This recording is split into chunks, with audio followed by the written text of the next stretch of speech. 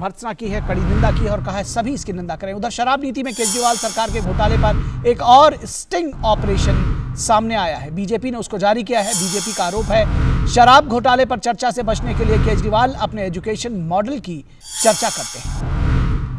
अगर कोई स्कूलों में इसके सत्यता की जांच करने के लिए जाता है तो उसकी पिटाई कर देते हैं। तो ये समझा जा सकता है कि किस तरह से ये पूरा काम चल रहा है। बीजेपी ने आज के स्टिंग वीडियो में आरोपी नंबर 9 के हवाले से ये खुलासा करने की कोशिश की है। नई शराब नीति के तहत कुछ शराब कंपनियों को फायदा पहुंचाने के लिए उन्हें ठेका खोलने की इजाजत मिली है। यह कहना है बीजेपी का। 5 लाख की प्रतिदिन खपत वाली दिल्ली में 15 लाख की खपत का रिकॉर्ड दिखाया गया। बीजेपी इसमें बड़े घोटाले का दावा करती है। उसका कहना है कि इस तरह से शराब की तस्करी भी हो रही थी और शराब में पूरा प्रकरण रहा उसमें एक और घोटाला सामने आया है। तो क्या कुछ कहना है बीजेपी का। बीजेपी के प्रवक्ता सुधांशु त्रिवेदी ने आज आम आदमी पार्टी पर सोशल मीडिया में चल रहे स्टिंग पर प्रेस वार्ता की। उन्होंने कहा कि आम आदमी पार्टी सरकार का चरित्र जिस तेजी से पिछले 7 सालों में बदला है, उन्हें नहीं लगता कि देश में किसी का भी चरित्र ऐसे बदला होगा। साथ ही उन्होंने कहा कि आज देश भर में आम आदमी पार्टी पर जो स्टिंग है वो जनता के सामने है। उससे साफ है कि कैसे आप नेता अमित अरोड़ा ने शराब के गोरख धंधे में भ्रष्टाचार किया।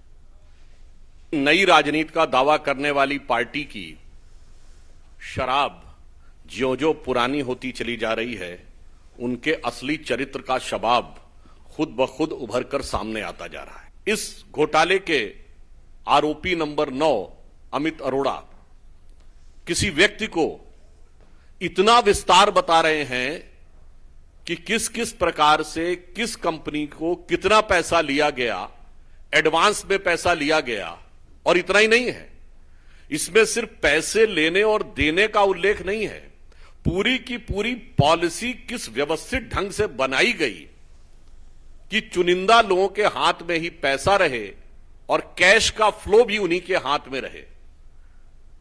वो चीजें देखकर निश्चित रूप से आप लोगों को भी बहुत दुखद आश्चर्य होगा। तो ये कहना है कि बीजेपी के प्रवक्ता का कि दुखद आश्चर्य होगा। इस पूरी खबर पर बातचीत करने के लिए हमारे साथ हमारे 2 साथी संवाददाता दिल्ली से अनुज यादव और गिरीश निशाना न्यूज़ रूम से हमारे साथ जुड़े हुए हैं। पूर्वी दिल्ली के सरकारी स्कूलों का जो पूरा मामला आया है, जो मीडिया एजेंसी ने जो ताज़ा रिपोर्ट की है, उस पर हम गिरीश निशाना से बात करेंगे।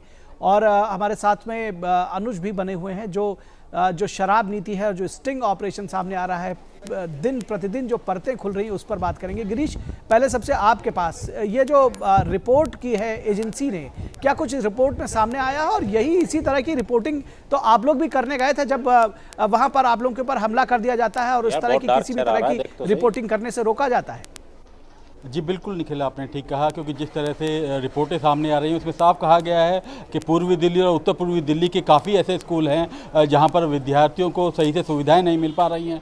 वही जो बच्चे हैं वो टीन शेड के अंदर पढ़ रहे हैं। तो इन्हीं तमाम चीज़ों को देखने के लिए, जो रियलिटी है, ग्राउंड रिपोर्ट करने के लिए हम लोग भजनपुरा के एक स्कूल में पहुँचे थे जिसका नाम रघुवर दयाल जन कल्याण स्कूल था, जो दिल्ली सरकार का स्कूल है। उसी की सच्चाई देखने के लिए हम स्कूल पर पहुँचे। वहाँ के अभिभावकों की शिकायत थी कि काफ़ी उनको दिक्कतें आती हैं, बच्चों को काफ़ी दिक्कतें आती हैं, चाहे पेयजल की समस्या हो, चाहे गर्मी के अंदर पंखा ना चलने की बात हो। तो बहुत सारी दिक्कतें विद्यार्थियों की और उनके अभिभावकों की थी, जिनको जांचने के लिए हमारी टीम, डीडी न्यूज़ की टीम, मैं और हमारे साथ हमारे कैमरा सहयोगी, हमारे कैमरामैन अजय कुमार और लाइटिंग असिस्टेंट आनंद कश्यप वहाँ पर ग्राउंड रिपोर्ट पर पहुँचे थे, जो उसका पूरा जायजा लिया। और जायजा लेने के बाद हम जैसे ही वहाँ पर स्कूल पर पहुँचे तो स्कूल के अंदर कुछ देर बाद ही निखिल, वहाँ के जो शिक्षकों ने एक समूह बनाकर हम पर हमला बोल दिया और जो हमारे कैमरामैन थे अजय कुमार, उनके हाथ से कैमरा छीन कर उसको चूर चूर कर दिया। और इतना ही नहीं, जो उसके अंदर चिप थी, जिसके अंदर जो पूरी रिकॉर्डिंग थी, जो स्कूल की दास्तां बयां कर रहे थे, जो विजुअल थे, उनको पूरी तरह से तहस नहस कर दिया। उस चिप को तोड़कर उसमें से जो रिकॉर्डिंग का पार्ट था वो पूरी तरह से तहस नहस कर दिया। और ये तमाम जो वाक़या हैं वो वहाँ पर लगे CCTV कैमरा के अंदर कैद हैं। हालांकि स्कूल प्रशासन वो CCTV फुटेज सामने नहीं ला रहा। हालांकि जो दिल्ली पुलिस है उसने विभिन्न सेक्शन के अंदर इसमें मामला दर्ज कर प्राथमिकी दर्ज कर ली है, FIR दर्ज कर ली है। अब पूरी तरह से इसमें जांच चल रही है। जी एक बात आपसे और जानना चाहेंगे, ये जो मीडिया एजेंसी ने रिपोर्ट की है उसके हिसाब से जो अभी पूर्वी दिल्ली के कुछ स्कूलों का उन्होंने पड़ताल किया है, किस तरह से जो हालात हैं वो हैं, और आपने जो रिपोर्ट दरअसल की थी जिसको मीडिया जो वहाँ पर आप पहुँचे थे और जो कैमरा तोड़ दिया गया, उसका चिप निकाल लिया गया, दरअसल क्या कुछ बताया था वहाँ पर बच्चों ने और अभिभावकों ने आप लोगों को? देखिए, जब हम यहाँ पर पहुँचे थे भजनपुरा के अंदर, हमें बताया गया कि भजनपुर थाने के नज़दीक में एक स्कूल है, रघुवर दयाल जन कल्याण स्कूल है, जो टीन सेट के अंदर चल रहा है, जहाँ बच्चों को शिकायत हो रही है। तो हम करीब 1 बजे वहाँ पर पहुँचते हैं, ग्राउंड जीरो पर पहुँचते हैं। वहाँ पर लड़कियों की छुट्टी हो रही थी स्कूल से और लड़के वहाँ पर आ रहे थे जो द्वितीय पाली के अंदर पहुँच रहे थे। तो काफ़ी जो छात्र थे वो हमारा कैमरा देखकर हमारे पास पहुँचे और उन्होंने अपनी शिकायत दर्ज की कि सर हमको यहाँ पर पानी की समस्या रहती है, कई बार हमें पीने का पानी नहीं मिल पाता। काफ़ी ऐसे बच्चे थे जिन्होंने बताया कि गर्मी के दौरान जो हमारे कमरों के अंदर पंखे भी नहीं चल रहे थे और इतनी गर्मी पड़ रही थी तो बड़ी मुश्किलों का सामना करना पड़ा। इसी तरह अभिभावकों ने काफ़ी शिकायतें दर्ज करी। तो काफ़ी लोगों की जो दिक्कतें थी वहाँ पर उन्होंने हमें मीडिया देखकर वहाँ पर पूरी जो भी स्कूल की कमियाँ थी वो हमको गिनाई। और हम जब स्कूल के प्रांगण में पहुँचे तो वहाँ पर विजुअल बनाने की कोशिश की तो तमाम उस समय पर जितने टीचर थे एक समूह में बनाकर उन्होंने वहाँ पर हमला बोल दिया और हमारे जो कैमरामैन है उनसे एक कैमरा छीनकर उसको तोड़ दिया बुरी तरह से। जी बिल्कुल, ये समझा जा सकता है कि आखिर क्यों रोका गया, क्योंकि जो बच्चे थे, जो अभिभावक थे, वो शायद सच बताना चाहते थे और ये सच जो है वो वहाँ शिक्षकों को पसंद नहीं आ रहा था। हमारे साथ अनुज भी बने हुए हैं। अनुज, शराब घोटाले की बात करें, आबकारी नीति में जो एक बड़ा प्रश्न चिन्ह लगा है वो एक के बाद एक बीजेपी नए खुलासे कर रही है और कहीं ना कहीं केजरीवाल सरकार मुश्किल में नजर आ रही है। ये नया जो स्टिंग है, किस तरह से इसको देखते हैं, क्या कुछ प्रश्न उठाता है ये? देखिए, आम आदमी पार्टी के खिलाफ या दिल्ली की सरकार की जो नई शराब पॉलिसी आई थी उसके खिलाफ एक बार से फिर एक स्टिंग ऑपरेशन सामने आया है। और सबसे बड़ी बात निकल ये है कि ये जो स्टिंग ऑपरेशन के अंदर एक व्यक्ति जो बात कर रहा है और किस तरीके से इस नई पॉलिसी को बनाया गया, किस तरीके से कुछ लोगों को फ़ायदा पहुंचाया गया, उन सब बातों को जो ये व्यक्ति बता रहा है ये वही व्यक्ति है जिस पर शराब घोटाले के आरोप लगे हैं। आरोपी नंबर 9 के नाम से इसको जाना जाता है और इसी का ही ये वीडियो जो है पिछले कई दिनों से सोशल मीडिया पर वायरल हो रहा है। अब सबसे बड़ी बात है कि आखिर ये व्यक्ति बता क्या रहा है और इसको आज भारतीय जनता पार्टी ने मीडिया के सामने एक प्रेस कॉन्फ्रेंस के माध्यम से सामने रखा है। इसका कहना है कि इस तरह की बातें सामने आई, जो पॉलिसी बनाई गई थी वो सरकार की तरफ से नहीं बल्कि जो शराब के, हम या तो कह सकते हैं जो शराब बनाने वाली बड़ी कंपनियां हैं या फिर जो बीच में होलसेलर हैं वो ही इस पॉलिसी को बनाते हुए नजर आ रहे थे। इसमें इस तरह की ऐसी कंडीशंस रखी गई ताकि छोटे व्यापारी दिल्ली के अंदर किसी भी तरीके से शराब की दुकानों का लाइसेंस ना ले सकें। और इसके लिए जो फीस निर्धारित की गई थी 5 करोड़ रुपए, वो न्यूनतम फीस निर्धारित की गई थी, क्योंकि सब जानते हैं कि 5 करोड़ फीस की जब बात आएगी तो कोई भी छोटा व्यापारी इस धंधे में नहीं आ पाएगा। और इस तरह की बातें जो भारतीय जनता पार्टी ने भी लगातार आरोप लगाया है कि इसके अंदर जो शराब बनाने वाली फैक्ट्रियां हैं उन्हीं को ही रिटेल में लेकर आया गया, जबकि पूरे देश के अंदर ऐसा नहीं होता कि जो भी फैक्ट्री शराब बनाती है वो ना होलसेल में काम कर सकती है ना वो रिटेल में काम कर सकती है। इसके अंदर जो बड़े बड़े जो दुकानें दी गई, जो शोरूम खोले गए, उन्हीं कंपनी को दी गई। इसमें एक सबसे, मैं अपने दर्शकों को आसान शब्दों में निखिल बताना चाहें तो इसमें दिल्ली के राजस्व को नुकसान पहुंचाने की बात है। वो कैसे पहुंचाया गया? आप सपोज कीजिए 500 रुपए की अगर शराब की बोतल आती है तो उस पे 35 से 40% टैक्स रेवेन्यू, हम बात करें एक्साइज टैक्स के रूप में दिल्ली सरकार को जाता था। इसको दिल्ली सरकार ने उल्टा कर दिया, इस पे सिर्फ 5 से 7% वो टैक्स लगाया जो सिर्फ होलसेलर को या रिटेलर को जाता था। तो अभी तक जो एक बड़ी राशि दिल्ली के रेवेन्यू में आती थी उसका नुकसान हुआ और जो बीच में होलसेलर और रिटेलर थे उनको इसका फायदा हुआ। और यही आरोप लगातार भारतीय जनता पार्टी या कुछ विपक्षी दलों ने लगाए हैं कि ये जो फायदा हुआ है कई हजार करोड़ रुपए का, इसका फायदा अरविंद केजरीवाल जो मुख्यमंत्री हैं या उनकी सरकार को व्यक्तिगत तौर पर हुआ, उनके लोगों को हुआ और उसी पैसे का इस्तेमाल फिर गोवा के चुनाव में या पंजाब के चुनावों में किया गया। इस तरह के लगातार आरोप भारतीय जनता पार्टी दिल्ली के अंदर लगा रही है। लेकिन सबसे बड़ी बात यही है, जितने भी आरोप अभी तक आम आदमी पार्टी पर लगे हैं उसका कोई भी किसी भी तरह का जवाब अभी तक सबूतों के सामने आम आदमी पार्टी ने नहीं दिया है, जबकि विशेष सत्र दिल्ली विधानसभा का भी बुलाया गया था। बिल्कुल, विशेष सत्र बुलाया गया, अभी तक कोई सेटिस्फैक्ट्री जवाब जो है वो नहीं आया है। लेकिन फिलहाल हमारे साथ में यहाँ इस पूरे मुद्दे पर बातचीत करने के लिए हमारे साथ में दो खास मेहमान जुड़ रहे हैं। शिवम छाबड़ा जो कि बीजेपी से हमारे साथ जुड़ रहे हैं, और स्वपन कुमार राजभर, ये हमारे साथ आम आदमी पार्टी के सपोर्टर हैं, ये हमारे साथ जुड़ रहे हैं इस पूरी खबर पर बातचीत करने के लिए। आप हमारे साथ में स्वपन कुमार राजभर मौजूद हैं, इनसे इस चर्चा की शुरुआत करते हैं। स्वपन कुमार राजभर, देखिए एक के बाद एक आरोप लग रहे हैं, और एक के बाद अगर शराब घोटाले की बात पहले करें, शराब जो आबकारी नीति पर जो इतना बड़ा प्रश्न चिन्ह लगा है, एक दूसरा स्टिंग ऑपरेशन आ गया कई नए खुलासों के साथ में। बीजेपी हमलावर है, वो कहती है कि केजरीवाल जी माफी मांगे देश से। च्युइंगम कहाँ है मेरे? नहीं लाया ना? जी, के ऊपर बीजेपी सही में हमलावर है, बीजेपी बहुत सारे आरोप लगा रहे हैं। लेकिन हमारा जो पार्टी के तरफ से जो स्टैंड है, देखिए हम लोग बार बार इसके सीबीआई जांच भी हो रहा है, ईडी है, सबको इसमें लगे हुए हैं।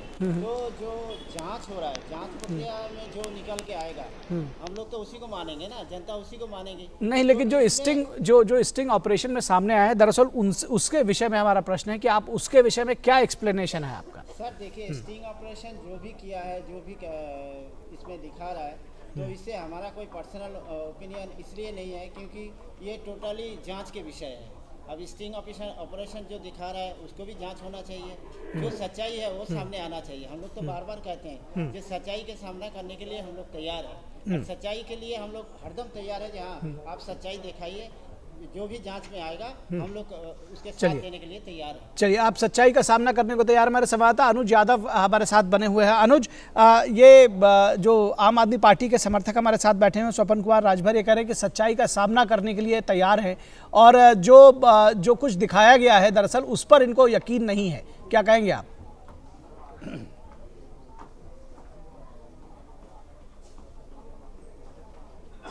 है आम आदमी पार्टी पर, दिल्ली सरकार पर। हम जानते हैं कि पहले भी एक स्टिंग ऑपरेशन आया था और उसमें भारतीय जनता पार्टी ने 5 सवाल पूछे थे। उनका कहना है कि कोई जवाब नहीं दिया गया। दूसरी सबसे बड़ी बात है कि जो दिल्ली विधानसभा का विशेष सत्र बुलाया गया था, जब भारतीय जनता पार्टी जो विपक्षी दल के रूप में दिल्ली के अंदर है, जब उन्होंने लगातार एक्साइज पॉलिसी के मामले को या शिक्षा के जो स्कूलों की जो हालत है उसको लेकर जब विधानसभा के अंदर वो बात कर रहे थे, सवाल उठा रहे थे, तो उन्हें क्या वो जवाब नहीं देने चाहिए थे? उस समय मुख्यमंत्री अरविंद केजरीवाल भी थे, उप मुख्यमंत्री मनीष सिसोदिया भी थे। अगर भारतीय जनता पार्टी के ये आरोप बेबुनियाद थे तो उनको सदन के अंदर जवाब देना चाहिए था। ये भारतीय जनता पार्टी का आरोप है। दूसरी सबसे बड़ी बात है कि किसी भी, चाहे वो कोई भी सदन हो, दिल्ली विधानसभा के अंदर विपक्ष की भी उतनी ही जिम्मेदारी बनती है जितनी सत्ता पक्ष की बनती है। लेकिन उस दौरान क्या तस्वीरें देखने को मिली कि विधानसभा अध्यक्ष ने मार्शल कार्रवाई करते हुए भाजपा के 6 के 6 विधायकों को सदन से बाहर रखा, और जितने दिन भी सदन की कार्रवाई रही उसमें विपक्ष की कोई भूमिका नहीं रही। अगर Bharatiya Janata party press conference के माध्यम से या सदन के बाहर या सड़कों पर आंदोलन और प्रदर्शन कर रही है, सवाल पूछ रही है, तो उसका जवाब आम आदमी पार्टी को देना चाहिए। यही एक सबसे बड़ी बात भारतीय जनता पार्टी लगातार आरोप लगा रही है।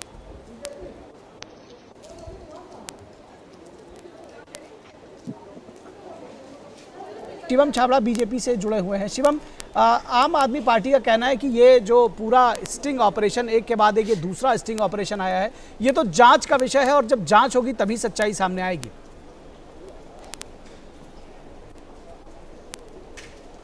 तो हम भी तो ये कह रहे हैं कि जांच का विषय, हमने तो कभी भी इस बात को रिट्रैक्ट नहीं किया कि जांच का विषय नहीं है। लेकिन पब्लिक डोमेन में अगर कोई आरोप लगते हैं, जब आप स्वयं जाकर के पब्लिक डोमेन में आंसर करने के लिए उत्सुक रहते हैं, तो अरविंद केजरीवाल जी को, मनीष सिसोदिया जी को पब्लिक डोमेन में आकर के एक प्रश्न का उत्तर देना चाहिए। ये बताना चाहिए कि साहब आपकी अगर शराब की नीति जो आप बखान करते हैं जी, कि वो ईमानदार रही है जी, बहुत ऐतिहासिक है, आपने उसको वापस क्यों लिया? इसका उत्तर अभी तक कोई भी नहीं आया है। पहले भी एक आया था, उस पर भी कोई उत्तर नहीं आया, दूसरा आया उस पर भी कोई उत्तर नहीं, और आने वाली कोई भी अगर कुछ इस प्रकार से भी कोई सच्चाई सामने आएगी तो निश्चित रूप से उनका कोई रिएक्शन नहीं होगा। दरअसल कुछ चीजों में तो जांच की जरूरत नहीं है, ऐसा लगता है शिवम जी, क्योंकि जिस तरह से उनका ये होता है जी कि कभी-कभी अखबार दिखाते हैं न्यूयॉर्क। जी जी भाई मेरा तो एक कहना है कि जांच तो जो चल रही है वो चल ही रही है। मनीष सिसोदिया जी के खिलाफ में सीबीआई ने जो एफआईआर फाइल की हुई है उस पर लगातार काम हो रहा है, उस पर जांच हो रही है, और मेरे को इस बात का पूर्ण विश्वास है कि दूध का दूध और शराब का शराब होकर रहेगा। दिल्ली इससे पीछे नहीं हट सकती। दिल्ली की जी बिल्कुल, चलिए इसका जवाब ले लेते हैं स्वपन कुमार राजभर जी। जिम्मेदारी को तय सीबीआई की, ऐसा मेरा विश्वास है। लेकिन मैं फिर ये कह रहा हूँ कहीं ना कहीं आपको पब्लिक ने चलिए, आपकी ऑडियो में थोड़ा सा प्रॉब्लम आ रहा है, उसको पब्लिक से चुने लोग हैं, कम से कम पब्लिक साहब ऐसी जी उसको ठीक कराते हैं, आपकी ऑडियो ठीक कराते हैं। उससे पहले स्वपन कुमार राजभर जी आपके पास दोबारा आ रहे हैं। कहा जा रहा है कि भाई अगर सारी चीज़ें बिल्कुल ठीक ही थी, जिस तरह से शिवम छाबड़ा जी ने कहा सारी चीज़ें बिल्कुल ठीक ही थी, तो ये आबकारी नीति वापस क्यों ली गई? सर देखिए, नीति आपस लेना और नीति आपस नहीं लेना वो तो अलग बात है। जब बीजेपी ने एक ब्लेम लगाया है और ये पूरा जो प्रक्रिया है, ये प्रक्रिया मनीष सिसोदिया जी और आम आदमी पार्टी एक बार नहीं 3 बार ये एलजी के पास गया था, फिर एलजी से वो आया, आने का बाद जब एलजी का साइन हुआ, जो पूर्व एलजी थे हमारा अनिल बैज जी, उनका साइन हुआ था, उसके बाद ये पास हुआ। तो इसमें भाई आप आम आदमी पार्टी को क्वेश्चन करने के बगैर आप एलजी साहब को क्वेश्चन क्यों नहीं करते हैं जी, आप क्यों साइन किए थे? जी बिल्कुल, और इस चर्चा को आगे बढ़ाएंगे, लेकिन फिलहाल